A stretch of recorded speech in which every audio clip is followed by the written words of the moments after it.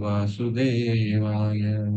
ओम नमो भगवते वासुदेवाय।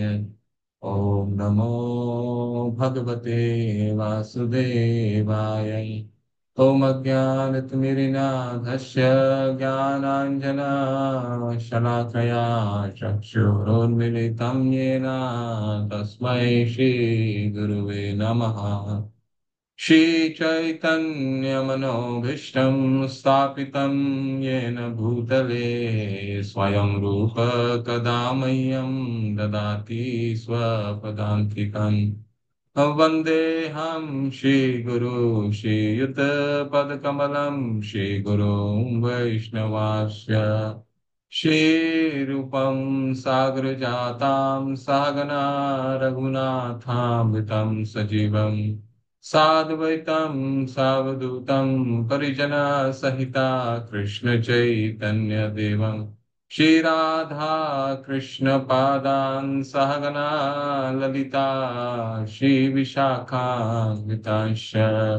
नमो विष्णुपादाय कृष्णपृष्ठाय भूतले श्रीमते भक्तिवेदान्त स्वामिनिते नामिने।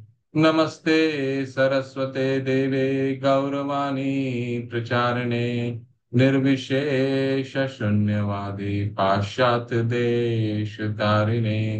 वाञ्छाकल्पतरुभ्यश्च कृपा सिन्धुभैव च पतितानां पावनेभ्यो वैष्णवेभ्यो नमो नमः। नमो महावदानाय कृष्ण प्रेम प्रदायते कृष्णाय कृष्ण चैतन्य नाम्ने गुरुतशे नमः। पंचतात्मकं कृष्ण भक्तरूप स्वरूपकं भक्तावतारं भक्ताख्यं नमामि भक्त शक्तिकम्। हे कृष्णा करुणा सिंधु दीनबंधु जगतपते गोपेश गोपिका कांत राधा कांत नमस्तुते।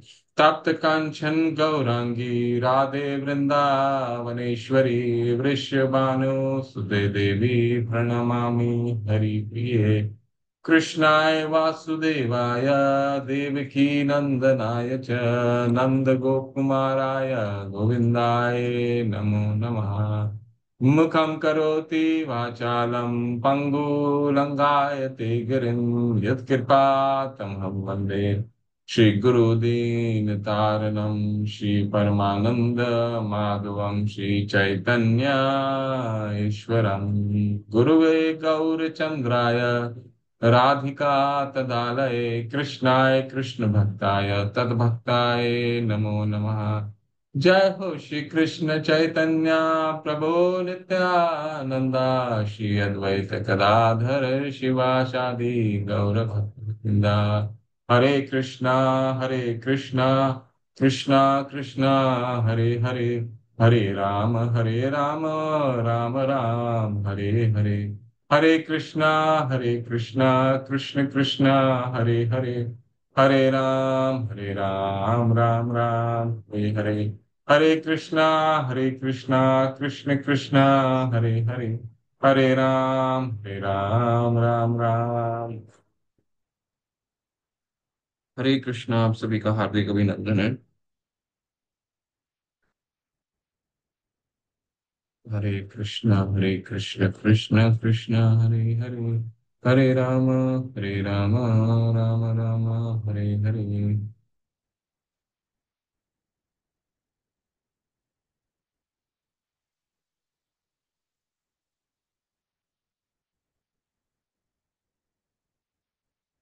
हाँ, हमारे श्लोका है। अन्य अभिलाषिता शून्यम ज्ञान कर्म धनावृतम अनुकूलेन कृष्णानुशीलनम भक्तिरुत्तमा। जब प्रथम श्रेणी की भक्ति विकसित होती तो व्यक्ति को सभी भौतिक इच्छाओं अद्वैतवादी दर्शन द्वारा प्राप्त ज्ञान और सकाम कर्म से रहित होना चाहिए। भक्त को निरंतर कृष्ण की अनुकूल सेवा करनी चाहिए जैसा कि कृष्ण चाहते हैं। सर्वोपाधि विनिर्मुक्तं तत्परत्वेन निर्मलम ऋषिकेन ऋषिकेश सेवनम भक्ति रुच्यते। भक्ति को इंद्रियों का उपयोग करके भगवान की सेवा के रूप में परिभाषित किया गया है। इसे भगवान को प्रसन्न करने के इरादे से, अन्य इच्छाओं से मुक्त और अन्य प्रक्रियाओं से बिना किसी बाधा के किया जाना चाहिए। अतः श्री कृष्ण नामादि न भवेद ग्राह्यम इंद्रिय सेवोन्मुखे ही जिह्वादौ स्वयं एव स्फुरति यः। कृष्ण और उनके पवित्र नामों को भौतिक इंद्रियों द्वारा नहीं समझा जा सकता, लेकिन जब कोई व्यक्ति भगवान के पवित्र नाम और पारलौकिक रूप को स्वीकार करने की प्रवृत्ति विकसित करता है, तो कृष्ण सहज रूप से जीव और अन्य इंद्रियों में प्रकट होते हैं। अनासक्तस्य विषयान् यथार्हम् उपयुञ्जतः निर्बंध कृष्ण संबंधे युक्तम वैराग्यम उच्यते। जो व्यक्ति भक्ति के विकास के लिए उपयुक्त वस्तुओं का उपयोग करता है, उनसे विरक्त रहता है, उसका वैराग्य भक्ति के लिए उपयुक्त कहा जाता है। वस्तुओं को लगातार कृष्ण से संबंधित होना चाहिए। हरे कृष्णा कृष्ण कृष्ण हरे हरे, हरे राम राम राम हरे हरे। हरे कृष्णा कृष्ण कृष्ण हरे हरे, हरे राम हरे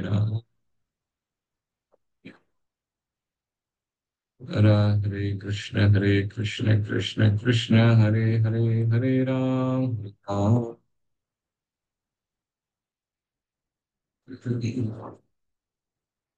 भगवत नाम में होने वाले 10 नाम अपराध। भगवत नाम के प्रचार में संपूर्ण जीवन समर्पित करने वाले महाभागवतों की निंदा करना। दूसरा है शिव ब्रह्मा आदि देवों के नाम को भगवान नाम के समान अथवा उनसे स्वतंत्र समझना। गुरु की अवज्ञा करना अथवा उन्हें साधारण मनुष्य समझना। चौथा है वैदिक शास्त्र अथवा प्रमाणों का खंडन करना। पांचवा है हरे कृष्ण मंत्र को, महामंत्र के जप को, महिमा को काल्पनिक समझना भगवत नाम में। छठा है पवित्र भगवत नाम में अर्थवाद का आरोप करना। सातवां अपराध है नाम के बल पर पाप करना। आठवां अपराध है हरे कृष्ण महामंत्र के जप को वेदों में वर्णित एक शुभ सकाम कर्म कांड के समान समझना। नवां अपराध श्रद्धालु व्यक्ति को हरि नाम की महिमा का उपदेश करना। और 10वां अपराध है भगवत नाम के जप में पूर्ण विश्वास न होना और इसकी इतनी अगाध महिमा श्रवण करने पर भी भौतिक आसक्ति बनाए रखना। भगवत नाम का जप करते समय पूर्ण रूप से सावधान न रहना भी अपराध है और सभी अपराधों का जड़ है। इसलिए प्रत्येक वैष्णव को चाहिए सावधानी पूर्वक जप करे, ताकि जीवन का अंतिम गंतव्य शीघ्र अति शीघ्र प्राप्त हो सके। और जीवन का अंतिम गंतव्य है कृष्ण प्रेम। जीवन का अंतिम गंतव्य है कृष्ण प्रेम। जीवन का अंतिम गंतव्य है कृष्ण प्रेम। हरे कृष्ण। तो हम नवा अध्याय में थे। उसको हमने कल क्या क्या पढ़ा उसको थोड़ा अवलोकन करते हैं, फिर आगे बढ़ते हैं। श्री राधा गोविंद की जय, शिला प्रभुपाद की जय। तो कल हमने कुछ और 9वें अध्याय में हम क्या पढ़ रहे हैं, भक्ति के कुछ और अंगों का विवेचना। जो हमने अभी तक पढ़ लिया है उसका और थोड़ा विवेचन देखेंगे। जो 64 विधि बताए हैं उसमें से निकाल करके, और जो और किन किन चीजों का हमें ध्यान रखना है। निंदा करना, यानी वैष्णवों की निंदा हमने बहुत ध्यान पूर्वक इसको पढ़ा भी सुना भी। ठीक है। तो हमें चैतन्य महाप्रभु के शिक्षाओं से क्या, जब भी हम जीवन में संघर्ष कर रहे हों, तो हमारे लिए एक सबसे मूल मंत्र है। वो क्या है? श्री चैतन्य महाप्रभु के लिखित हमारा जो हमारा मार्गदर्शन देता है वो क्या है? शिक्षाष्टकम। ठीक है। तो इसको हमेशा हमें निरंतर हर दिन पढ़ना है। और उसके केवल पढ़ना नहीं है, केवल उसके अर्थ को भी पढ़ना है। व्यवहार कैसी होनी चाहिए? जैसा चैतन्य महाप्रभु बताते हैं, तृण के समान और पेड़ के समान सहनशील। ठीक है। परंतु अगर निंदा हो रही हो तो क्या करना चाहिए? चैतन्य महाप्रभु शिला प्रभुपाद 3 तरीके बताते हैं। क्या तरीके बताते हैं? एक तो अपने तर्क से, हमारे शास्त्र में इतने हम पटु होने चाहिए। इसलिए जो हम श्लोक पढ़ रहे हैं, कितने लोगों को आपको जो श्लोक हैं वो याद हो गए हैं? अभी तक काफी सत्र हो चुका है, 4 श्लोक हम पढ़ते हैं, कितने लोगों को ये श्लोक याद हो गए? हैंड रेस कीजिए।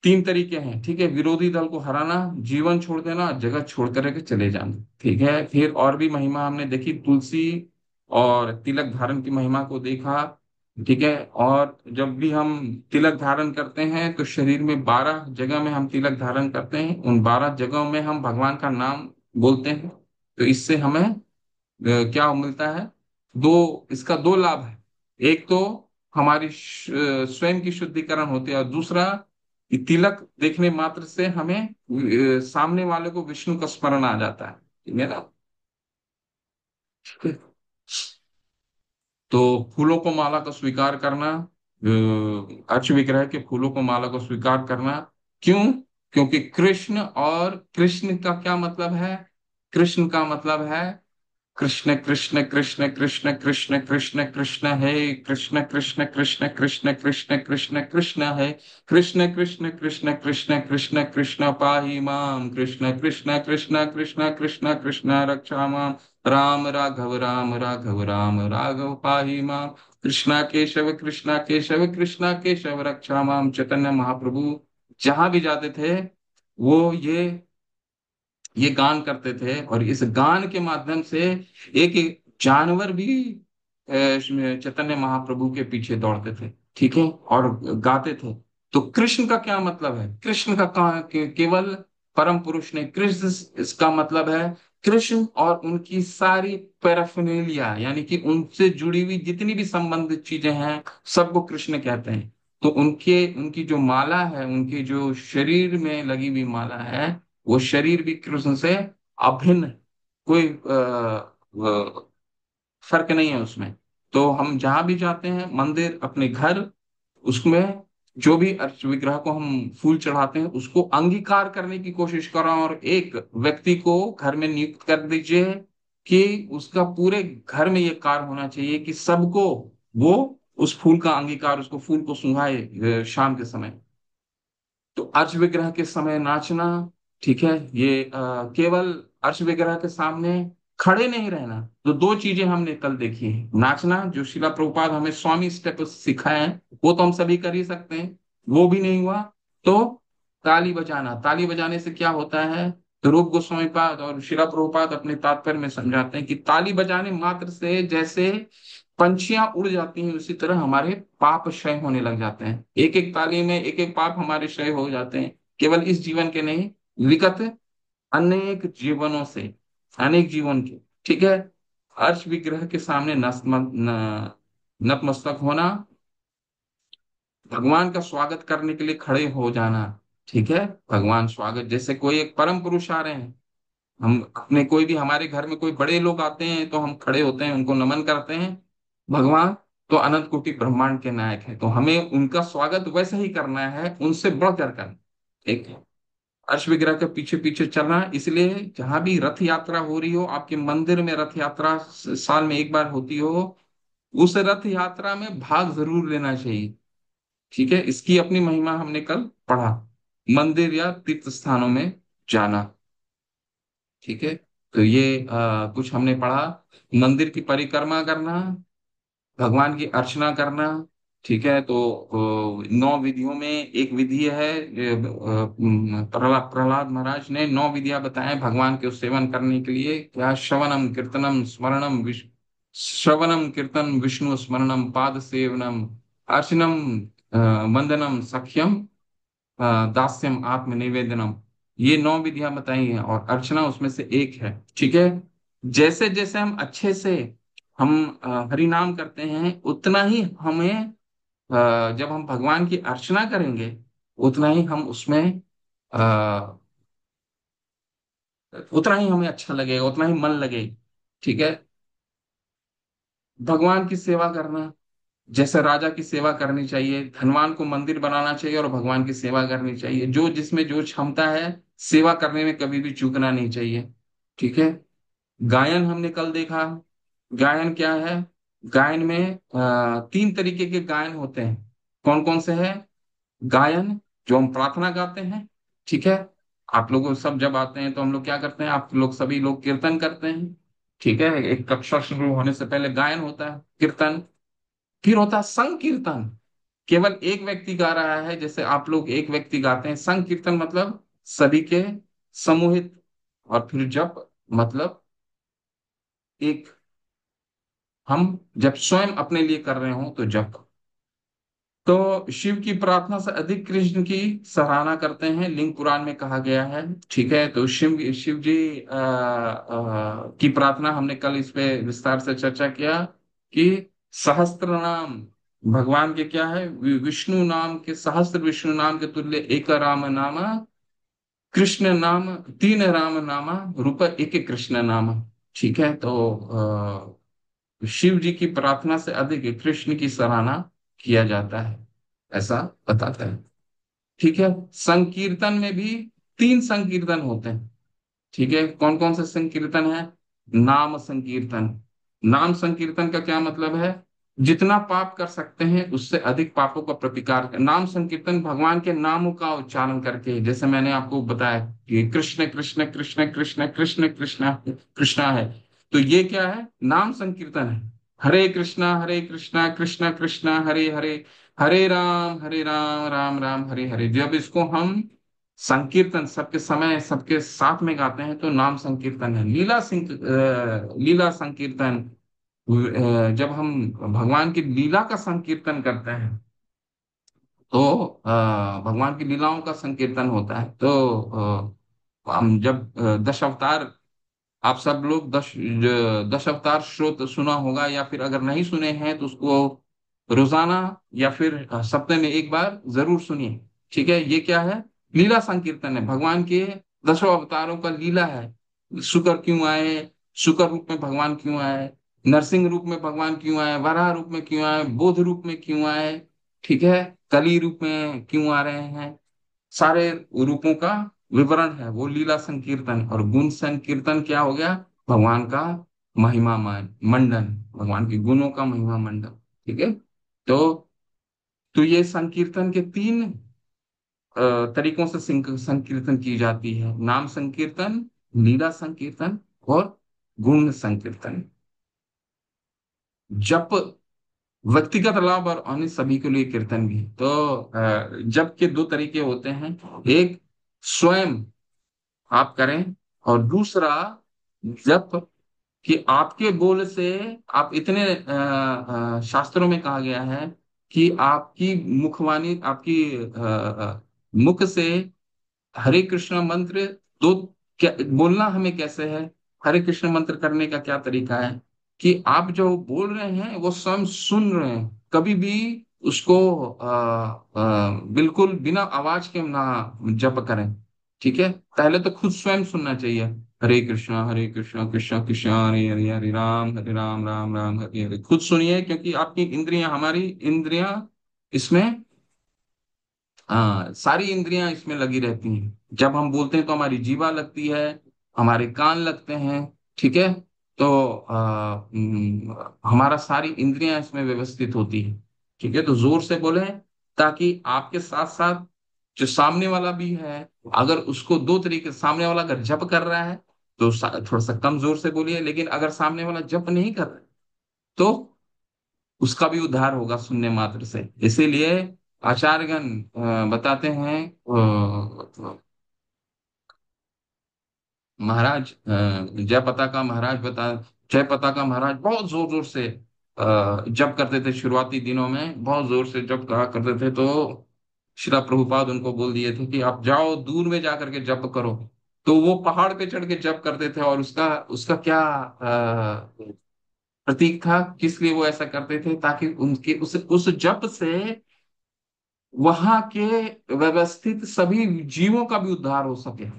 ठीक है, पर्वत भी जीव में आते हैं, पर्वत का उद्धार हो सके, वहां से सुनने वाले पक्षियों का उद्धार हो सके। ठीक है, तो जब हमें हमेशा जोर से, आवाज से करना चाहिए। ठीक है, इसमें थोड़ा सा समय देंगे। शरणागति, व्यक्तिगत प्रार्थना या विज्ञप्ति।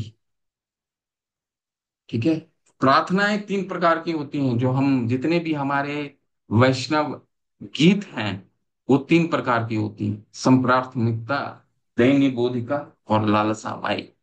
ठीक है, तो इसमें हम विस्तार से देखेंगे। और आप सब लोग कीर्तन करते हैं, सबको बताना है कि इस परिभाषा से कौन सा कीर्तन किस में आता है। और सब जो जो कीर्तन कर रहे हैं, देखिए, वैष्णव जो गीत हैं वो केवल कीर्तन जो होती हैं, केवल कीर्तन नहीं, हमारे आचार्यों ने शास्त्रों को सारा निचोड़ अपने इन वैष्णव गीतों में डाल रखा है। इसलिए शास्त्रों का निचोड़ है ये केवल गीत नहीं है। ठीक है, तो इसको हम विस्तार से पढ़ते हैं थोड़ा सा, इस बिंदु को।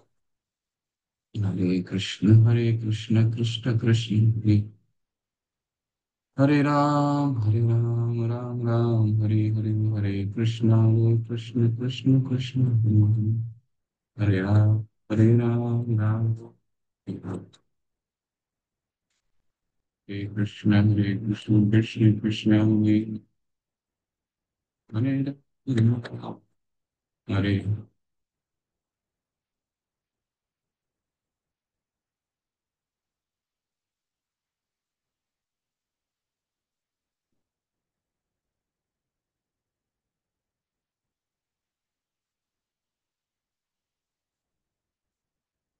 कृष्ण कृष्ण कृष्ण हरे हरे। तो विज्ञप्ति निवेदन, यानी जो हम प्रार्थना करते हैं भगवान को, उन प्रार्थनाओं को तीन भाग, तीन तरीके से प्रार्थना की जाती है। ठीक है, हमारे जितने वैष्णव गीत हैं इन तीन भागों में विभाजित, या आप इन तीन को आप इसमें डाल सकते हैं। वो तीन कौन कौन से हैं?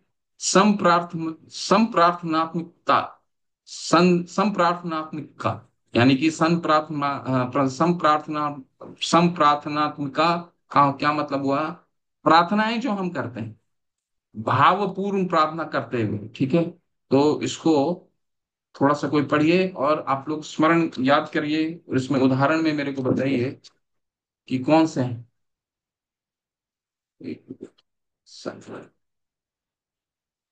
हरे कृष्णा कृष्णा कृष्णा हरे हरे, हरे राम। अमरिंदर कुमार प्रभु, हरे कृष्ण। ये पढ़िए यहाँ से। जी प्रभु जी, हरे कृष्ण, दंडवत प्रणाम प्रभु जी। निवेदन विज्ञप्ति। स्कंद पुराण में भगवान के चरण कमलों में निवेदन विज्ञप्ति विषय एक कथन है, जिसमें कहा गया है कि शांत भक्त निम्नलिखित तीन विधियों से कृष्ण के प्रति अपनी विज्ञप्ति कर सकते हैं। सम प्रार्थनात्मिका, भावपूर्वक प्रार्थना करते हुए।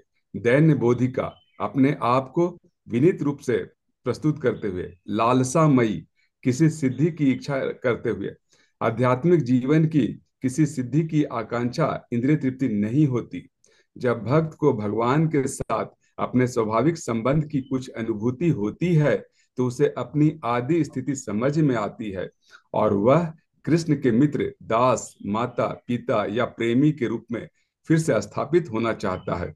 यह लालसामयी विज्ञप्ति अर्थात अपनी सहज स्थिति में पहुंचने की लालसा कहलाती है। यह लालसामयी विज्ञप्ति पूर्ण मुक्ति की अवस्था में होती है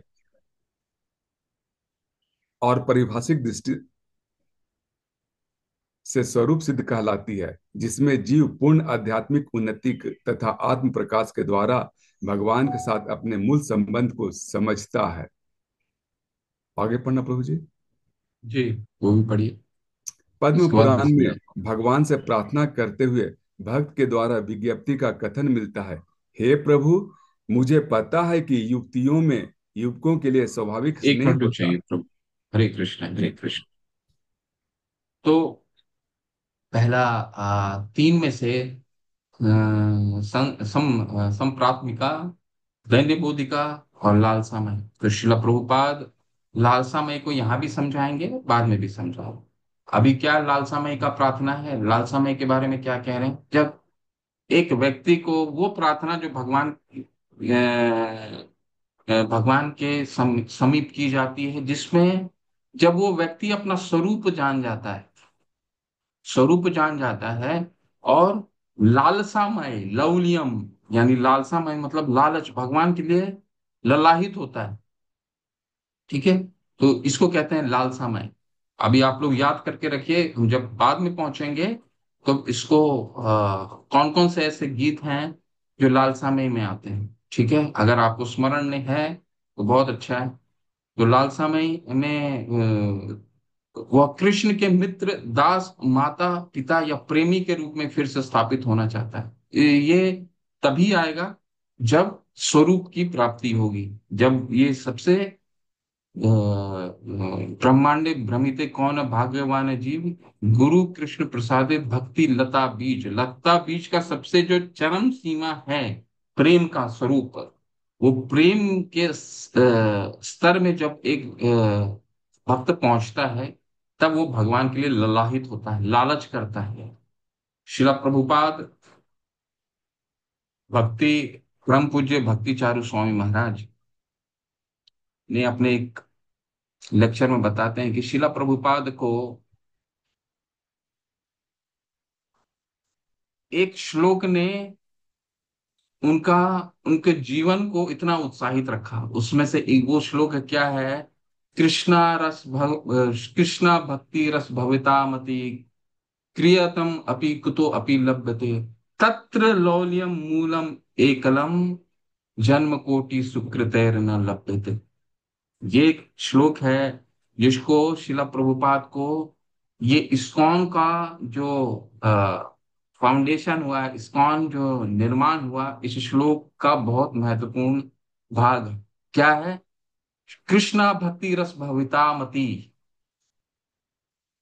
क्रियतम अपि कुतो अपि लभ्यते, तत्र लौल्यम मूलम अपि एकलम, जन्म कोटि सुकृतेर न लभ्यते। कितना भी जन्म हो जाए, कोटि जन्म कोटि सुकृतैर, कितना भी जन्म हो जाए और उन जन्मों में कितनी भी सुकृति हम कर ले। सुकृति का क्या मतलब होता है? पुण्य का कार्य करना, चैरिटी करना, अस्पताल बनाना, भूखों को खिलाना, ठीक है, ये हो गया सोशल सर्विस जिसको कहते हैं। जन्म कोटि सुख के रहते उसका कोई लाभ नहीं मिलेगा। लाभ किससे मिलेगा? लाभ मिलेगा तत्र लौलियम मूलम अपि एकलम, भगवान के लिए केवल लालसा करना। लौलियम, तत्र लौलियम मूलम अपि एकलम। शिला प्रभुपाद को दो चीजों की दो चीज ऐसे थे जिसके प्रति वो ललाहित, उनका जीवन इस इस्कॉन को स्थापना करने में मदद किया। क्या है? अपने गुरु की आज्ञा का पालन करना, उसकी लालसामय, और दूसरा चैतन्य महाप्रभु की संदेश कि पृथ्वी ते आची जो तो नगर आदि ग्राम, सर्वत्र प्रचार होइबे मोरा नाम। हर जगह प्रचार होना चाहिए। तो ये दो चीजें की लालसा में, तत्र लौल्यम मूलम अपि एकलम, ये इसकी लालसा ने उनका, ये इस्कॉन जो हम सब आप के साथ आज बैठ के बात कर रहे हैं, शिला प्रभुपाद महाराज की जय, यही लौलियम की वजह से हम आज जुड़े हुए हैं। ठीक है, तो ये है लालसा में। ठीक है, अब पद्म पुराण ये वाला जो भाग है, ये है आपका संप्राथमिका। पढ़िए प्रभु। लालसा में मैंने आपको बता दिया, जब स्वरूप सिद्ध व्यक्ति, ये प्रार्थना याद करिए, जब कौन सी प्रार्थना इसमें आती है, इसके बाद फिर हम बाद में चर्चा करेंगे। पद्म पुराण। पद्म पुराण। पद्म पुराण पढ़िए। में भगवान से प्रार्थना करते हुए भक्त के द्वारा विज्ञप्ति का कथन मिलता है। हे प्रभु, मुझे पता है कि युवतियों में युवकों के लिए स्वाभाविक स्नेह होता है और युवकों में युवतियों के लिए स्वाभाविक स्नेह पाया जाता है। मेरी आपके चरण कमलों में यह प्रार्थना है कि मेरा मन उसी तरह से आपकी ओर आकृष्ट हो। यह उदाहरण अत्यंत उपयुक्त है। जब कोई तरुण या तरुणी विपरीत लिंग वाले को देखती है तो उसमें बिना परिचय के ही सहज आकर्षण हो जाता है। बिना किसी प्रशिक्षण के ही काम वासना के आवेग के कारण सहज आकर्षण उत्पन्न हो जाता है। यह तो बहुत भौतिक उदाहरण है, किंतु भक्त की प्रार्थना यह है कि उसमें परमेश्वर के प्रति वैसे ही आकस्मिक आसक्ति उत्पन्न हो जाए जो किसी लाभ की आकांक्षा तथा कारण से मुक्त हो। भगवान के प्रति यह सहज आकर्षण आत्म साक्षात्कार की सिद्धावस्था है। हरी हरी हरी हरी। तो ये है संप्राथमिका। ठीक है, उदाहरण दीजिए, समझ लिए क्या है अर्थ संप्राथमिका? प्रार्थना करना, यहाँ पे क्या समझा रहे हैं कि जिस तरह युवक और युवतियों के बीच का प्रेम होता है, उस प्रेम वो प्रेम विकसित करना भगवान के प्रति है। ठीक है। उस प्रेम विकसित करके जो भगवान की प्रार्थना हम करते हैं, वो होता है संप्रार्थनिका। ठीक है।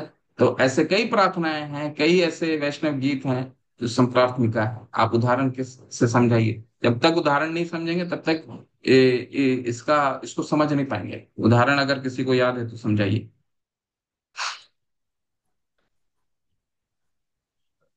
युवक और युवतियां जब भगवान को प्रेम ऐसा कई हमारे वैष्णव गीत हैं, समझाइए। किसी को याद है?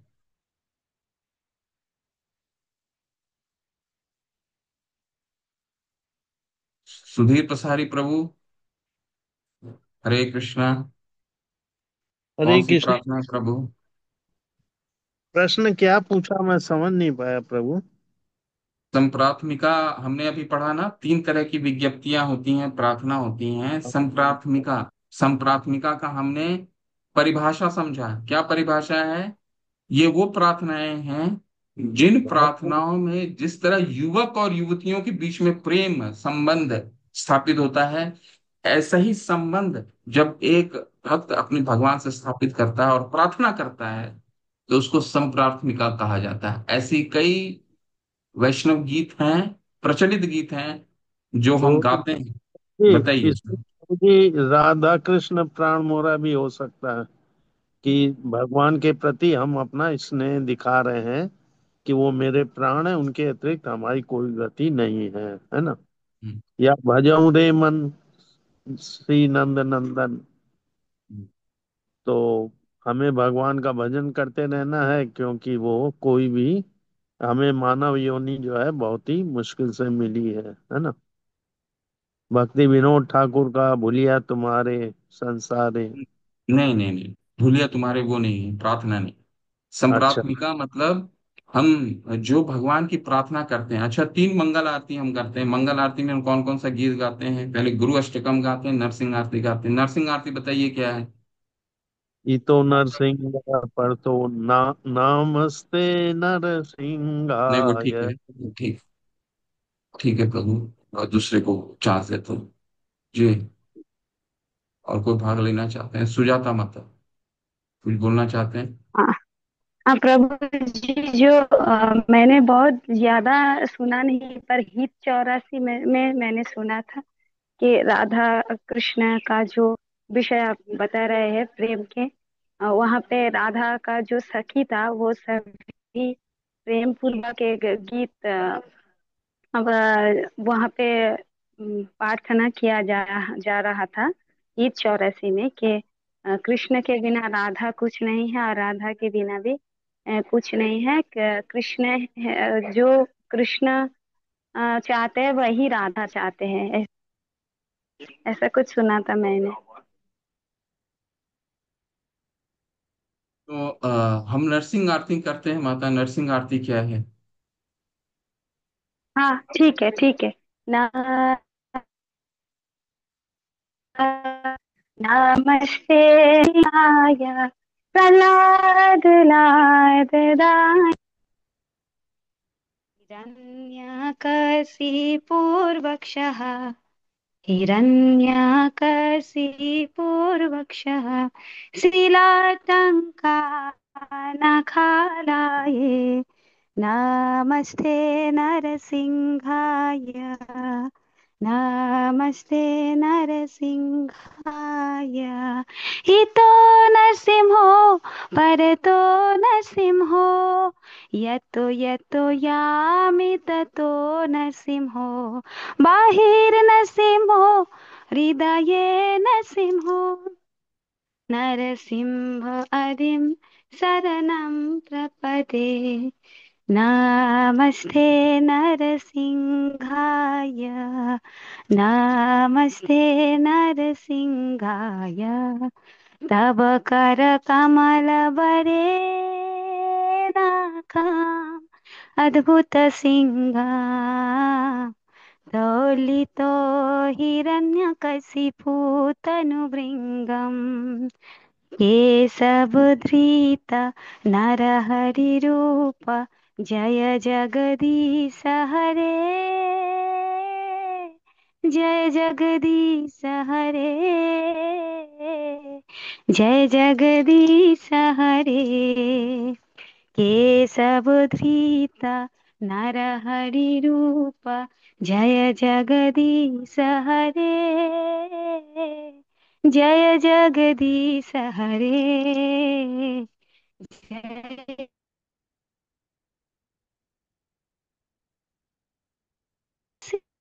सिंह हरे दे कृष्ण। जय नरसिंह दे नरसिंह दे जय नरसिंह दे जय प्रहलाद महाराज जय प्रहलाद महाराज प्रहलाद महाराज जय प्रहलाद महाराज हरे कृष्णा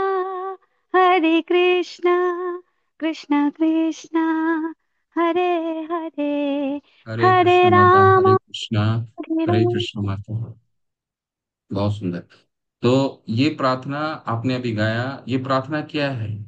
संप्रार्थमिका। ठीक है, मैं इसमें क्या है, हम भगवान नरसिंह की महामंडन कर रहे हैं कि भगवान नरसिंह जो है वो कहाँ है। इतो नरसिंहा परतो नरसिंहा यतो यतो यामी ततो नरसिंहा बहिर नरसिंहा हृदय नरसिंहा नरसिंह मदिन शरणम प्रपदे। यानी प्रार्थना ऐसी प्रार्थना है जो भगवान को महिमा मंडित किया जा रहा है। बाहर भी है, अंदर भी है, हृदय में भी है, हर जगह है।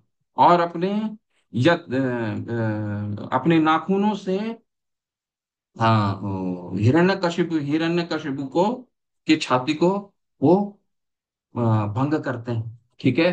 तो ये क्या है? संप्राथमिका। इसको संप्राथमिका निवेदन कहा जाता है। इस तरह के जितने भी निवेदन हम करते हैं वो संप्राथमिका है। तो चलिए आगे बढ़िए। दैन्य बोधिका। दैन्य बोधिका का क्या हमने पढ़ा यहाँ पे? दैन्य बोधिका अपने आप को विनीत रूप से प्रस्तुत करते हैं। ठीक है, तो याद करके रखिए ऐसी कौन सी प्रार्थना है। पढ़िए प्रभु, नहीं तो और कोई दूसरे पढ़िए। कौन पढ़ेंगे? दीपा सोनी माता आप पढ़ें। हरे कृष्ण प्रभु जी, सादर प्रणाम। उस पद्म पुराण में दैन्य बोधिका विज्ञप्ति का एक उदाहरण है। हे प्रभु, मुझसे बढ़कर कोई अन्य पापी जीव नहीं है, ना ही मुझसे बढ़कर कोई अपराधी है। मैं इतना पापी और अपराधी हूँ कि आपके समक्ष अपने पापों को अंगीकार करने के लिए आता हूँ तो मुझे लज्जा आती है। यह भक्त की सहज स्थिति है। जहाँ तक बद्धात्मा की बात है, इसमें आश्चर्य नहीं कि विगत जीवन में वह कुछ न कुछ पाप कर्म किए रहता है और भगवान के समक्ष अंगीकार किए जाना चाहिए। ऐसा कर लेने पर भगवान निष्ठावान भक्त को क्षमा प्रदान करते हैं। किंतु इसका अर्थ यह नहीं होता कि भगवान की अहेतुकी कृपा का लाभ उठाकर उन्हीं पाप कर्म को बार बार करके क्षमा दान की आशा की जाए। ऐसी मनोवृत्ति केवल निर्लज्ज पुरुषों में पाई जाती है। यहाँ यह स्पष्ट कहा गया है कि जब मैं अपने पाप कर्मों को अंगीकार करने के लिए आता हूँ तो मुझे लज्जा आती है। इस तरह यदि कोई व्यक्ति अपने पाप कर्मों के कारण लज्जित नहीं होता और यह जानते हुए पुनः वही कर्म करता रहता है कि भगवान उसे क्षमा कर देंगे, यह अत्यंत मूर्खतापूर्ण विचार है। हरे कृष्ण। वैदिक हरे साहित्य। कृष्ण। हरे हरे कृष्ण। कृष्ण। धन्यवाद। बहुत सुंदर। तो दैन्य बोधिका विज्ञप्ति वो विज्ञप्ति है जब भक्त स्वयं को बहुत दीन मान करके भगवान से प्रार्थना करता है। क्योंकि मनुष्य जन्म जब प्राप्त हुआ है तो कुछ न कुछ विगत जन्मों में पाप के कारण ये मनुष्य जन्म की प्राप्ति हुई। लेकिन हालांकि हमारे जितने भी आचार्य हैं वो हमें बस अपने यत यत आचरित श्रेष्ठ, यानी कि अपने आचरण से हमें सिखाते हैं कि किन भाव से हमें भगवान की प्रार्थना करनी चाहिए। तो बताइए कौन सा ऐसा प्रार्थना है जो जिसमें हम वैष्णव गीत में गाते हैं जो इस भाव के द्वारा वो प्रार्थना की जाती है, स्वयं को दीन मानकर। कई प्रार्थना है, सही प्रभु प्रार्थना है। प्रभु जी, एक है आमार जीवन सदा पापे रत, ना ही दो को लाइन गाइए लेश। उसका माता। कौन सा है? हार जीवन सदा पापे रत, नाही क पुण्य रलेश। ये वाला प्रभु जी। हरे और कृष्ण एक है जी। मानस देह गेह जो किछु मेर अर्पिलु तुया पदे नंद किशोर। हम्म, तो ऐसे कई प्रार्थनाएं हैं, माता ने बताया, मानस देह गेह जे कुछ मोर आर पीलू तुआ पदे नंद किशोर। ठीक है। फिर नरोत्तम दास ठाकुर महाराज का हम लोग कई गाते हैं, मौसम पतित प्रभु ना कोई बेआरा, मेरे जैसा कोई पतित है ही नहीं। ठीक है। आप पतितों का उद्धार करने के लिए आए, ऐसा करके कई विज्ञप्तियां हैं, निवेदन हैं। शिला प्रभुपाद अपने इसमें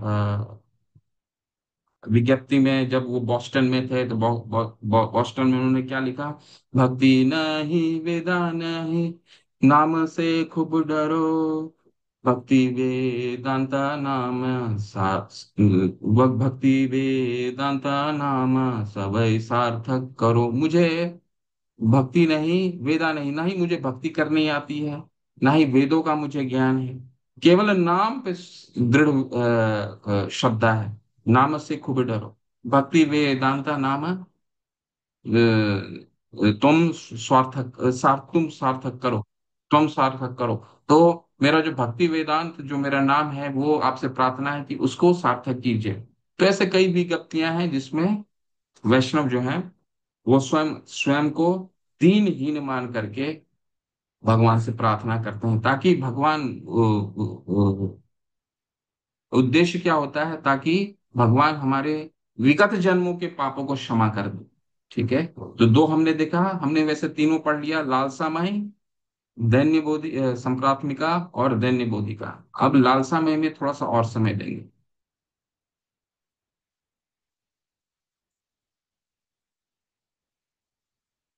लेकिन लालसामय में शिला प्रभुपाद अपने तात्पर्य में ये भी हमें समझा रहे हैं कि जब भगवान से क्षमा मांग रहे हों तो ऐसा नहीं होना चाहिए कि हम दोबारा वही अपराध कर रहे हैं और करने के पश्चात दोबारा हम क्षमा मांग रहे हैं। तो सातवां अपराध नाम अपराध क्या है, नाम के बल पर पाप करना। तो भगवान से जब क्षमा मांग रहे हो तो आगे वो पाप हमें नहीं करना। ठीक है। चलिए, ये लालसा मय के बारे में और पढ़िए थोड़ा सा, इसके बाद फिर हम इंद्र सिंह अधिकारी प्रभु, हरे कृष्ण, पढ़िए। कृष्ण प्रभु जी, मुझे कहाँ हरे से पढ़ना है? कृष्ण। ये नारद पंचरात्र मैंने मार्क किया है ना। जी गुरु जी। नारद पंचात पंचात्र में लाल साहित्री विपत्ति विषय का एक कथन है। भक्त कहता है कि हे प्रभु, वह दिन कब आएगा जब आप मुझे अपने शरीर पर पंखा झरने के लिए कहेंगे और आप स्वेच्छा से यह कहेंगे तुम इस तरह से पंखा करो। इस श्लोक का अर्थ यह है कि भक्त भगवान के शरीर पर स्वयं पंखा झलना चाहता है, अर्थात वह भगवान के पार्षद बनना चाहता है।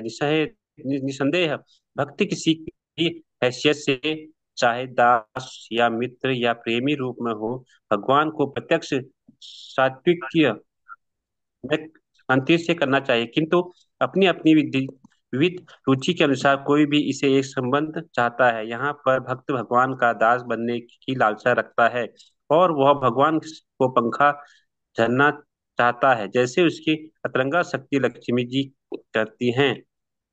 वह यह भी चाहता है कि भगवान प्रसन्नता पूर्वक उसे आदेश दे कि पंखा कैसे चला जाए। वह लाल सामयी विपत्ति आत्म संस्कार के लिए सर्वोपरि सिद्धांत व्यवस्था है। नारद पंचांग में एक अन्य स्तर पर ये ऐसी ये ये अब उसको रुक जाइए, वो यहाँ यहाँ से पढ़िए, यहाँ से पढ़िए, और ये यहाँ तक पढ़िए, चैतन्य महाप्रभु का, चैतन्य यहाँ से पढ़िए। चैतन्य महाप्रभु ने भी कामना की थी कि एक एक क्षण के लिए 12 वर्ष तक समान लगे और आपको न देखने के कारण सारा संसार सुना लगे। मनुष्य को चाहिए कि भावपूर्ण प्रार्थना करें और भगवान की विशेष प्रकार से सेवा करने के लिए उत्सुक रहे। यह समस्त महान भक्तों की विशेषता चैतन्य महाप्रभु का उपदेश है। हरे दूसरे कृष्ण। शब्दों में हरे कृष्ण। तो चैतन्य महाप्रभु ने कहाँ कहा है कि एक एक क्षण 12 वर्ष के समान लगे।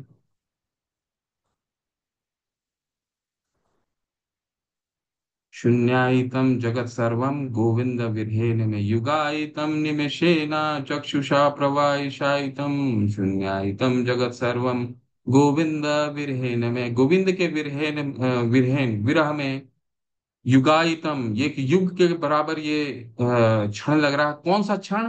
कौन सा क्षण ये भगवान के विरह में लग रहा है। युगायितम निमेषेन। निमेषेन का मतलब होता है हमारे आंखों की पलकों को निमेषेन कहा जाता है। ठीक है। जब हमारे आंखों के पलक बंद होते हैं तो चैतन्य महाप्रभु कहते हैं कि ये जो बंद होता है, ये बंद होने का जो समय है, ये मुझे 12 वर्ष तक का लग रहा है। युगायितं निमिषेण चक्षुषा प्रवाहिशायितं शून्यायितं जगत् सर्वं गोविंद विरहेण में। तो ये जब मेरा पलक जब बंद होता है तो ये मुझे युग के बराबर लगता है वो समय। और उस समय क्या कैसा लगता है। शून्यायितं जगत् सर्वं गोविंद सारा जगत शून्य शून्य के बराबर लगता है। ठीक है। चाश शून्यायितम जगत सर्वम गोविंद विरहेन में गोविंद के विरह में मुझे पलक झपकना भी मंजूर नहीं। चैतन्य महाप्रभु कह रहे हैं। तो ये है लालसामय प्रार्थना। ठीक है। लालसामय प्रार्थना इसको कहते हैं जब भगवान के लिए ललक उत्पन्न, और ये ललक तब उत्पन्न होती है जो जब एक प्रेम की अवस्था तक भक्त पहुंचते हैं। ठीक है। तो ये तीन तरीके से प्रार्थना की जाती है। और शिला प्रभुपाद हमें क्या समझाते हैं। दूसरे शब्दों में मनुष्य को सीखना चाहिए कि भगवान को किस तरह रोकर पुकारा जाए।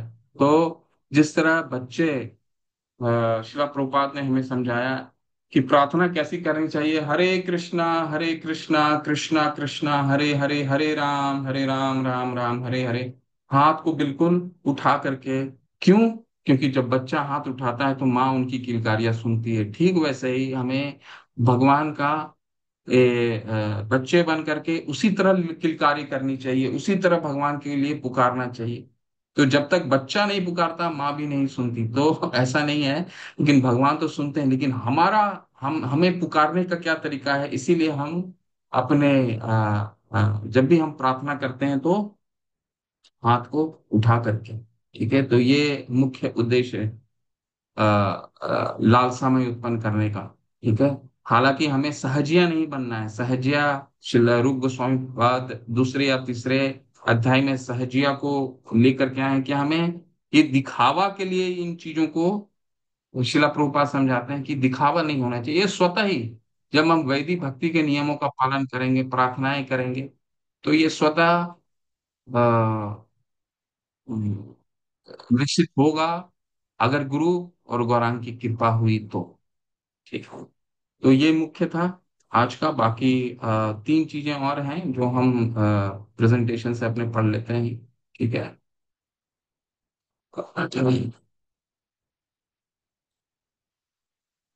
प्रार्थनाएं करना। ठीक है। प्रसाद ग्रहण करना, चरणामृत का पान करना, ये सब क्योंकि कल हमने चर्चा किया था कृष्ण बड़ो दयामय करे बारे जीवा जाए से प्रसाद अनो दिलो भाई से अनमृता पाओ राधा कृष्ण गुण गाओ प्रेमी डाको चैतन्य निताय जय निमाई जय निताय। भक्ति विनोद ठाकुर कहते हैं कि ये जो भगवान है, आप कई रूपों में आए हैं और प्रसाद के रूप में भी आए हैं, और आपकी कृपा है कि आप अपनी कृपा प्रसाद के रूप में मुझे प्रदान कर रहे हैं। तो आयंदर परम पूज्य आयंदर प्रभु जब भी प्रसाद ग्रहण करते थे उस समय वो कुछ भी नहीं सुनते थे और किसी किसी से बात भी नहीं करते थे। क्यों। क्योंकि भगवान का हम साक्षात्कार कर रहे हैं। तो भगवान को जब साक्षात्कार कर रहे हो तो हमें कोशिश करना चाहिए हम और कोई भी कार्य ना कर रहे हैं। ये डाइनिंग नहीं है। ये हमें परिवार के साथ खाना नहीं है, भगवान का साक्षात्कार हो रहा है, तो उसको उसी तरह ग्रहण करना चाहिए, प्रसाद ग्रहण। बहुत ही ये बहुत ही महत्वपूर्ण विषय है हमारे दिनचर्या का, चरणामृत का पान करना। ठीक है, भगवान से जिन जल से भगवान का स्नान किया जाता है, उस जल में तुलसी और बाकी बहुत सारे स्वाद रख करके उसका पान करने से उसकी बहुत महिमा है। भगवान के को चढ़ाए हुए सुगंधित पुष्प को सूंघना। ठीक है, तो ये कुछ अर्श विग्रह को स्पर्श करना, लेकिन अर्श विग्रह को स्पर्श करने का भी तरीका होता है।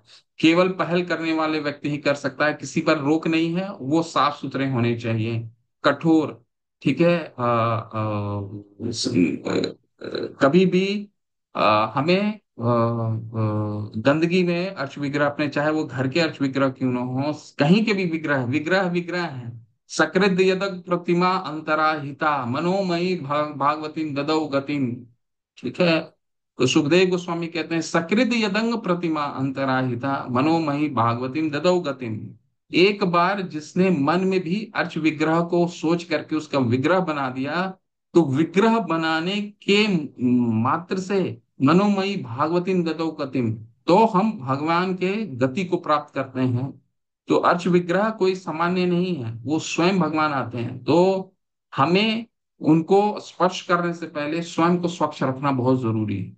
ठीक है, तो ये ध्यान रखने की आवश्यकता है। अर्च विग्रह का दर्शन करना, उनको अर्च विग्रह को दर्शन करने जाते हैं तो कुछ समय व्यतीत कीजिए। आचार्यगण तो आप भक्तों को देखेंगे बहुत देर तक अर्च विग्रह को देखते रहते हैं। कोशिश कीजिए कि हम संपर्क कर सकें, उनसे बात कर सकें।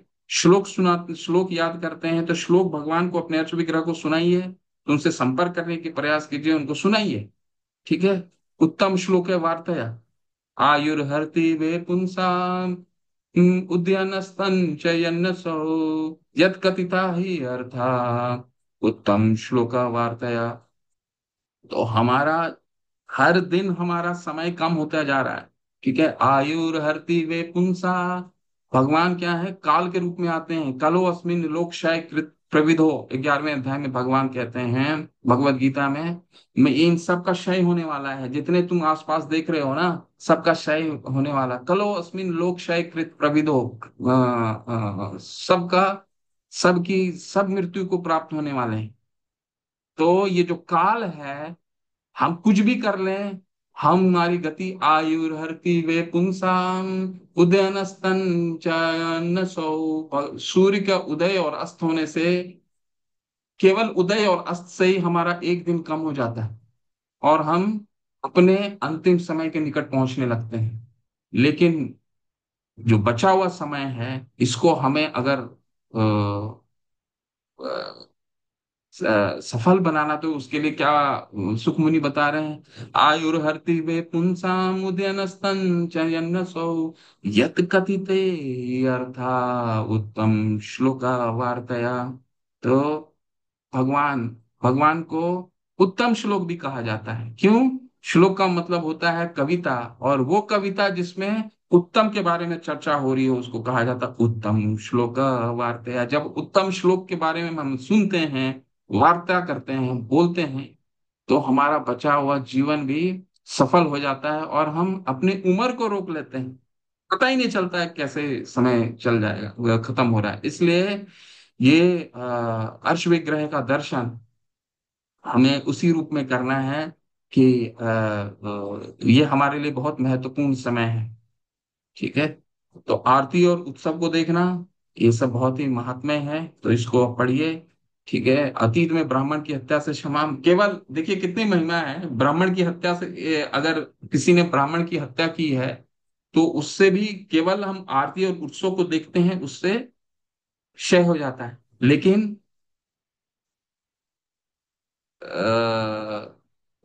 शर्त क्या है? शर्त यह है, पत्रम पुष्पम फलम तोयम यो में भक्तिया प्रयक्षति। हम जब आरती और उत्सव को देख रहे हो तो भक्ति भावना पूर्ण होनी चाहिए। ठीक, ठीक है।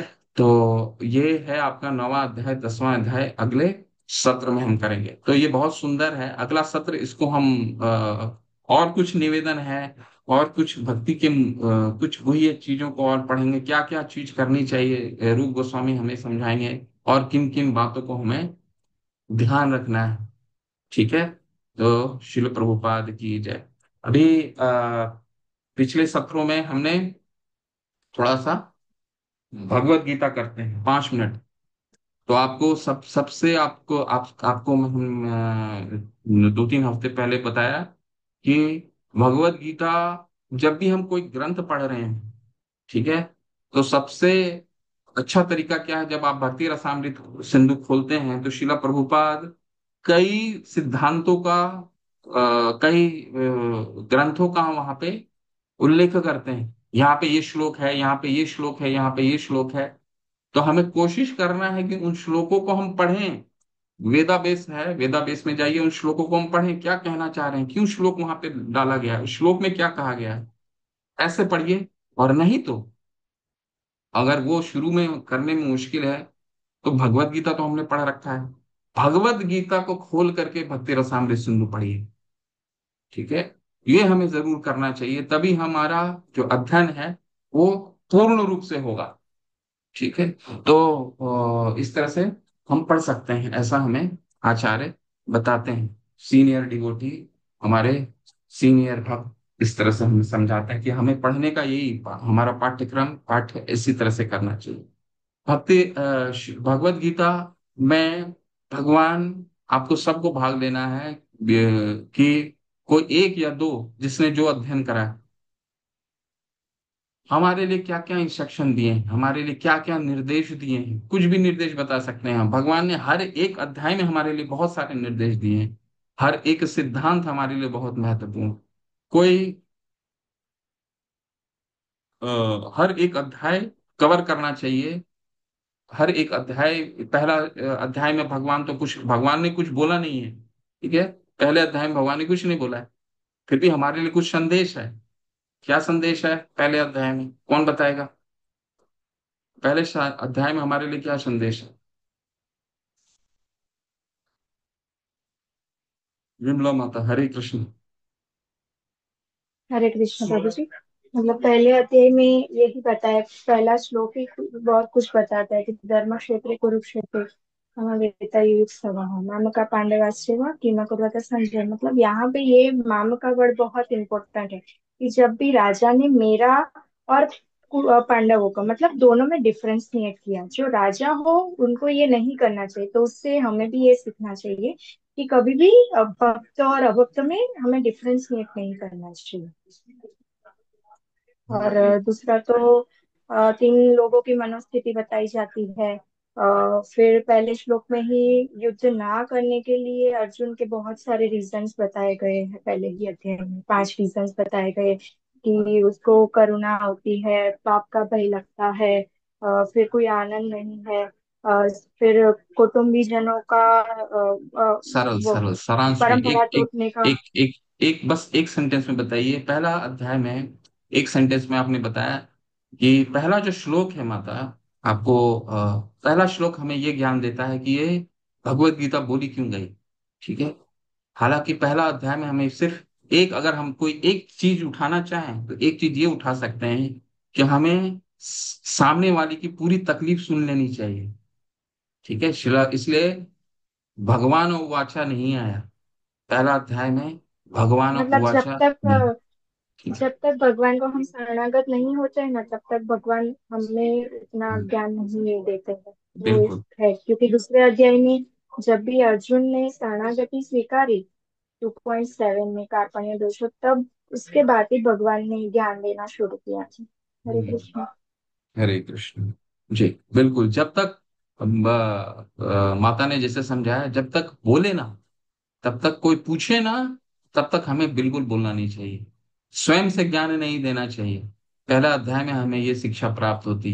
ठीक है, कि कुछ भी नहीं होना, हमें पहले तो भगवान ने पूर्ण रूप से सुन लिया, सब कुछ सुन लिया, वो कुछ भी नहीं बोले, तो हमें सामने वाले की कभी भी तकलीफ के बीच में बोलने का, जब तक सामने वाला हमारे पास आकर के नहीं कुछ हमसे पूछता है, तब तक हमें कुछ नहीं सुनना बोलना चाहिए और ध्यान पूर्वक सुनना चाहिए। सबको, हम सबके लिए भगवान शिक्षा देते हैं कि ध्यान पूर्वक सुनना चाहिए। पहला अध्याय। दूसरा अध्याय में क्या शिक्षा प्राप्त होती है? केवल सारांश में एक शब्द में बताइए, एक सेंटेंस में, और कुछ ज्यादा नहीं। सुधीर प्रसारी प्रभु, एक चीज में हमें क्या, वैसे भगवत गीता का सार है दूसरा अध्याय, लेकिन अरे, सिर्फ एक सेंटेंस में बताइए क्या मुख्य चीज निकल के आता है। हम शरीर नहीं है, हम आत्मा है। बिल्कुल। तो हम शरीर नहीं है, आत्मा है, ये इसका ज्ञान हमें दूसरे अध्याय से प्राप्त होता है। देहिनो अस्मिन् यथा देहे कौमारम यौवनम जरा तथा देहांतर प्राप्त धीरस्तस्त्र न मुह्यति मुह्यति। धीर व्यक्ति ही जानता है कि शरीर जो है वो क्षय हो रहा है, लेकिन आत्मा जो है वो शरीर बदलता है। ठीक है, बहुत सुंदर। तीसरे अध्याय में क्या शिक्षा प्राप्त होती है प्रभु? अमरिंदर प्रभु बताएं। मैं सबसे पूछूंगा, जो हैंड रेस किए हैं उनसे भी, और जो हैंड रेस नहीं किए हैं उनसे भी। ठीक है, क्योंकि देखो, अमरिंदर प्रभु, हरे कृष्ण। तीसरे अध्याय में मतलब केवल एक शिक्षा, जब पूरा मत जी प्रभु जी, बोलिए, एक निर्देश, एक आज का निर्देश। मनुष्य जो है अपने को ही कर्ता मानता है, जबकि वास्तव में वो कर्ता है ही नहीं। प्रकृति क्रिय कर्माणि गुणे कर्माणि सर्वस्व अहंकार विमूढ़ आत्मा कर्ता हमिति मन्यते। हरि हरि, बहुत सुंदर, बहुत सुंदर प्रभु। बिल्कुल। अहंकार विमूढ़ आत्मा, मूढ़ा जो है वो क्या है? अहंकार वश स्वयं को भोक्ता मानते हैं। ठीक है, तो ये तीसरे अध्याय में हमें प्राप्त ज्ञान भगवान। लेकिन निर्देश क्या दे रहे हैं, इंस्ट्रक्शन क्या है हमारे लिए तीसरे अध्याय में? अमरिंदर प्रभु, क्या इंस्ट्रक्शन है? इंस्ट्रक्शन बताइए, संदेश क्या निकल रहा है वो ठीक है, इंस्ट्रक्शन क्या दिया उन्होंने, करना क्या चाहिए? इंस्ट्रक्शन ये है कि अपना कर्म को भगवान से जोड़ दो। नहीं, ये तीसरे अध्याय में कहाँ उन्होंने बताया? बताया?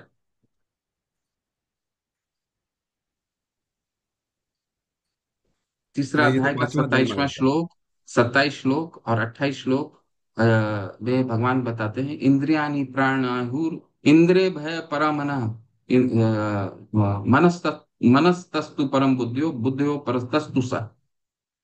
सबसे महत्वपूर्ण है, अगर भगवान में ध्यान लगाना है तो अपने इंद्रियों को नियंत्रित करना होगा। इंद्रियों को नियंत्रण करने का सबसे अच्छा तरीका क्या है? कि इंद्रिया इंद्रियानी प्राण आयुर इंद्रिय, भगवान हमें शिक्षा बता रहे हैं कि पहले मन को नियंत्रित, ये जड़ बुद्धि से अच्छा है मन पे विश्वास करना। मन से सर्वश्रेष्ठ है बुद्धि पे विश्वास करना, और बुद्धि से सर्वश्रेष्ठ है आत्मा। यानी कि अगर हमारा मन शुद्ध है, हमने देखा ना कठोपनिषद का वो घोड़ा देखा ना, 5 घोड़ा।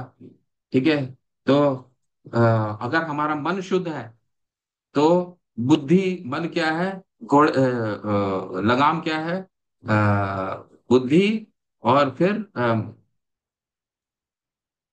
उसको क्या कहते हैं, जो चाबुक है उसको, वो मन हो गया, और जो व्यक्ति है वो बुद्धि हो गया, और जो पीछे पीछे जो बैठा हुआ है वो आत्मा है। तो अगर हम मन को शुद्ध करते हैं तो बुद्धि स्वतः ही शुद्ध हो जाती है, और बुद्धि शुद्ध होती है तो हमारा आत्मा शुद्ध होता है। तब हम अपने स्वरूप को बता सकते, हमें स्वरूप, हम अपने स्वरूप को समझ सकते हैं। ठीक है, निष्काम कर्म योग के बारे में बताया, तो भगवान ने ये हमें शिक्षा दी कि अपने इंद्रियों को शुद्ध करो। ठीक, बहुत सुंदर। नवीन त्यागी प्रभु, क्या चौथे अध्याय में भगवान क्या निर्देश हमारे लिए देते हैं? हरे कृष्ण प्रभु जी। प्रभु जी, हरे कृष्ण। चौथे अध्याय में ये भी हमें शिक्षा मिलती है कि मतलब पता चलता है या ज्ञान होता है इस बारे में कि हमारे बहुत जन्म हो चुके हैं, और ये पहले से ही मतलब हम जो है पुराने उससे चलते आ रहे हैं। मतलब हमारा कोई आज का जीवन नहीं है कि हम मानते हैं कि भी आज वर्तमान में ही हमारा जीवन है। मतलब हमारे बहुत जन्म हुए हैं, जहाँ की भगवान श्री कृष्ण ने कहा भी है 5वें अध्याय में, वो 5वें श्लोक में, कि भाई हमारे बहुत सारे जन्म हो चुके हैं और पहले भी मैं हुआ हूँ, और तुम्हें याद नहीं है मुझे याद है। तो इस तरह भगवान ने इसमें बताया है कि हम्म। तुम्हारे तो अनेक अनेक जन्म हो चुके हैं, तो मुझे तो याद है किंतु आपको किसी को याद नहीं है। तो वो इस तरह का हमें इसमें ज्ञान मिला है इसके अंदर, चौथे इंस्ट्रक्शन अध्याय क्या में। दिया है, हमारे निर्देश क्या, हमें करना क्या है? वो तो ज्ञान उन्होंने दिया है, लेकिन निर्देश क्या दिया? वो ये कि हमें किसी कर्म के उसमें नहीं फंसना चाहिए, मतलब आसक्त नहीं होना चाहिए। कर्म फल फल फल ज्ञान, जो ज्ञान दिया कि कर्म फल से आसक्त नहीं होना चाहिए, उसकी कभी कामना नहीं करनी चाहिए कर्म फल की।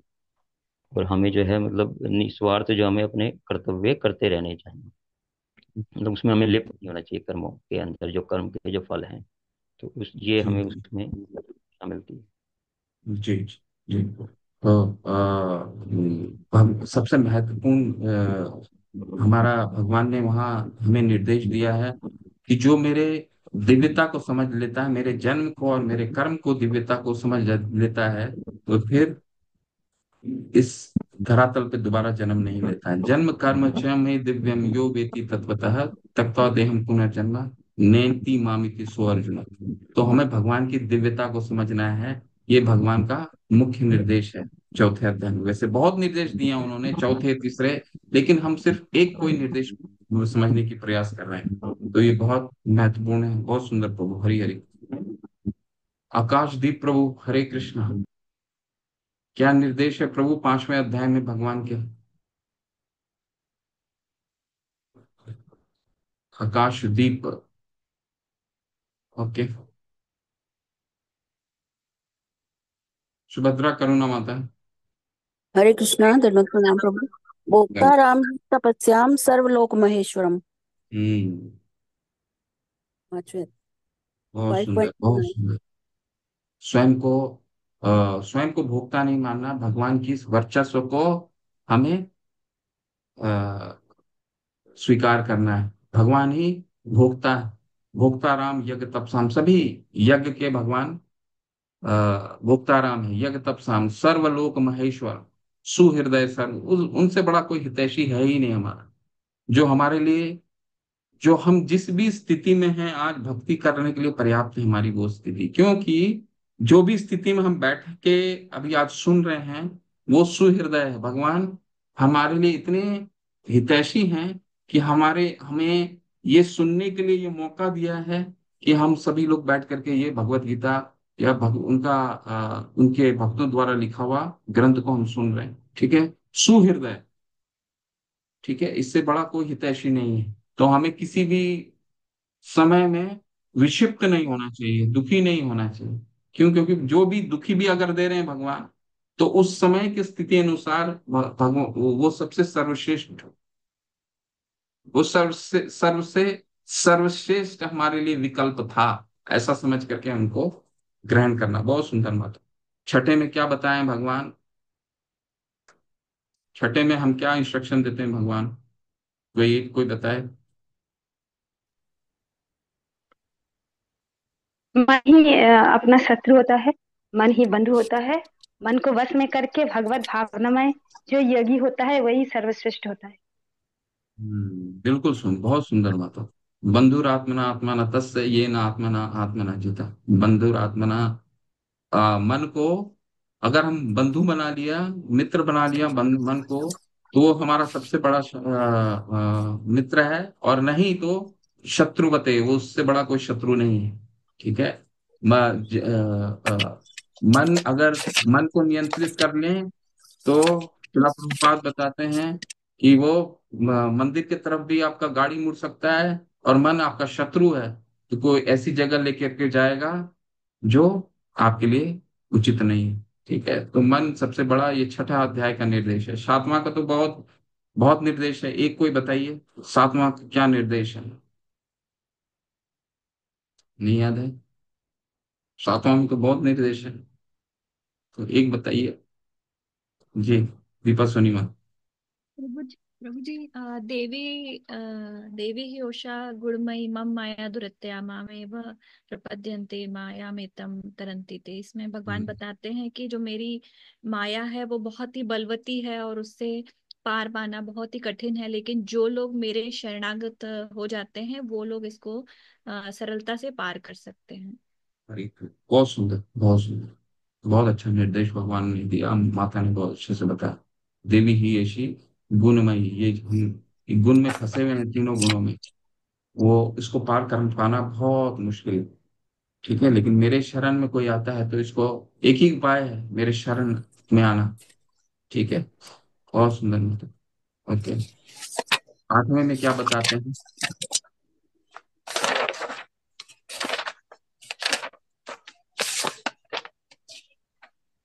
8वें में जो हाँ, बताइए जो बता रहे थे। जो हरे कृष्ण। अंत जो अंत हरे कृष्ण प्रभु जी। जो अंत काल में भगवान को स्मरण करके अपना शरीर छोड़ता है भगवान को ही प्राप्त कर लेते हैं, और जो जैसे भाव लेकर शरीर को छोड़ते हैं वैसे ही शरीर मिलता है। यस। जो अंतकाल अंतकाल में जो स्मरण करता भगवान का, वो अंत काले चम्मा मेवा, वो भगवान की गति को प्राप्त करता है। ठीक है। नवे तो नवा अध्याय तो पूरा इंस्ट्रक्शन ही है, कोई एक इंस्ट्रक्शन बता दीजिए। सारा इंस्ट्रक्शन, 32 श्लोक सर्वप्रथम इंस्ट्रक्शन है। राजविद्या राजगुरु हरे पवित्रमिदम् कृष्ण। उत्तमम् प्रत्याक्षायाम धर्म सुसुखम कर्तव्यम। यह ज्ञान सब विद्याओं का राजा है और समस्त रहस्य में सर्वाधिक गोपनीय है। यह परम शुद्ध है, क्योंकि यह आत्मा की प्रत्यक्ष अनुभूति करने वाला है, अतः यह धर्म का सिद्धांत है। यह अविनाशी और अत्यंत सुखपूर्वक संपन्न किया जा सकता है। यह राजविद्या के बारे में बताया। हरे इंस्ट्रक्शन कृष्ण। क्या है प्रभु, हमारे लिए निर्देश क्या है? ये तो ज्ञान दिया उन्होंने, पत्रम मन निर्देश पुष्पम पत, पत्रम पत्रम पुष्पम फलं तोयं यो मे भक्त्या प्रयच्छति तदहं प्रहृतम स्नामि प्रयतात्मनः। जो भक्ति भाव से भगवान को फल जल और पत्र पुष्प प्रदान करते हैं वही भगवान उसे स्वीकार करते हैं और खुश भी हो जाते हैं। हम्म, बहुत सुंदर। वैसे तो 9वें अध्याय में बहुत सारा है, लेकिन सबसे महत्वपूर्ण है मन मना भव मत भक्तो जी। मत त्याजी माम नमस्को। मेरे में मन लगाओ, मेरी भक्ति करो, सबसे महत्वपूर्ण इंस्ट्रक्शन है। वो भगवत गीता का सबसे महत्वपूर्ण। ठीक है। तो वैसे तो 9वें अध्याय में बहुत सारे इंस्ट्रक्शन है, माता ने भी सही इंस्ट्रक्शन एक बताया, लेकिन ये सबसे महत्वपूर्ण निर्देश है कि हमें भगवान में मन लगाना है। वो नहीं होता तो भक्ति करना है। मन मना भव मत भक्तो मत त्याजी, वो भक्ति भी नहीं होती तो नमस्कार करना है। ठीक है। तो ये है 9वें अध्याय का। 10वें में बताइए क्या है? हाँ, हम सर्वस्व प्रभु मत सर्व प्रवर्तते इति मत्वा भजन्ते नाम मेरा भाव स्मृता। मतलब सब कुछ मेरे से ही आता है, तो जो बहुत मतलब कहते हैं वही मेरी भक्ति कर पाते हैं। तो इसमें भक्ति के लिए ही बोला है। 36 श्लोकी गीता के भी 4 श्लोक में से एक श्लोक है, तो हमें भगवान को समर्पित होना है, ये बताया है। बिल्कुल बात है, बहुत सुंदर। भगवान से अगर संबंध स्थापित हो गया एक व्यक्ति, तो ऐसा व्यक्ति क्या होता है? अहम सर्वस्व प्रभो मत्त सर्वम प्रवर्तते इति मत्वा भजन्ते माम बुधा भाव समन्वित। तो भगवान से संबंध स्थापित हो गया तो फिर हम आराम से भगवान का भजन कर सकते हैं। मत चित्ता मत गत प्राणाम बोधयंत परस्पर। ठीक है। तो बहुत सुंदर। ये 10वें 11वें में क्या बताया है? इंस्ट्रक्शन क्या है? विराट रूप में, विराट स्वरूप में बहुत मुश्किल होता है लोगों को निकालना, लेकिन अंतिम के 2 श्लोक याद कीजिए, वो इंस्ट्रक्शन है हमारे लिए। हरे कृष्णा प्रभु जी। हरे कृष्ण। प्रभु जी, विराट रूप में तो हमें यही मतलब ज्ञान मिलता है कि हमें मतलब भगवान बताते हैं कि भाई, अर्जुन ने पूछा जैसे कि विराट रूप मुझे दिखाइए, तो भगवान को पहचानने का एक मतलब कि भाई कोई कहता है कि मैं भगवान हूँ तो आप अपना विराट रूप दिखाइए, हम ये उससे पूछ सकते हैं। तो ये तो हमें ज्ञान मिलता है कि कोई भी अपने आप को भगवान नहीं कह सकता ऐसे ही। तो भगवान ने यहाँ विराट रूप इसीलिए दिखाया कि भाई किसी को मतलब कोई अपने आप को भगवान कहता है तो आप उससे पूछ सकते हो डायरेक्ट कि भाई आप अपना विराट रूप बताइए अगर आप भगवान है तो यहाँ हमें ये जानने को मिलता है कि भगवान की क्या परिभाषा है मेन तो। लेकिन वो भगवान होते विराट रूप तो भक्त तो चाहते ही नहीं देखने के लिए। 11वें अध्याय के 45वें श्लोक में भगवान अर्जुन कहते हैं, अदृष्ट पूर्वम हर्षितो अस्मि दृष्ट्वा भयेन चे प्रवयथिताम मनो में। जो अदृष्ट आपका ये विराट रूप देख करके अदृष्ट पूर्वम हर्षित हो, मुझे मुझे अद्भुत तो लग रहा है और हर्षित भी मन हो रहा है, लेकिन साथ में क्या हो रहा है? भयेन च प्रवयताम मनो में, मैं भयभीत भी हो रहा हूँ और विचलित प्रवयताम यानी विचलित भी हो रहा हूँ। इसलिए तदेव में देव तदेव में दृश्यम देव रूपम तसीद जगत जगत प्रसिद्ध प्रभु जगत निवास, इसीलिए मुझे आप अपने जगत निवास वाले रूप को दिखाइए। तो विराट रूप में सबसे महत्वपूर्ण हमारी लर्निंग है, सबसे अंतिम श्लोक भगवान देते हैं क्या करना है हमें। मत कर्म कृत मत परमो मत भक्ता संग वर्जिता निर्वैर सर्वभूतेषु, ये हमारे लिए इंस्ट्रक्शन है प्रभु। ठीक है, 11वें में। 12वें में क्या बताते हैं, 12वें में क्या, एक कोई इंस्ट्रक्शन बता दीजिए केवल, अगर उसका अनुवाद भी बता देंगे कोई दिक्कत नहीं है।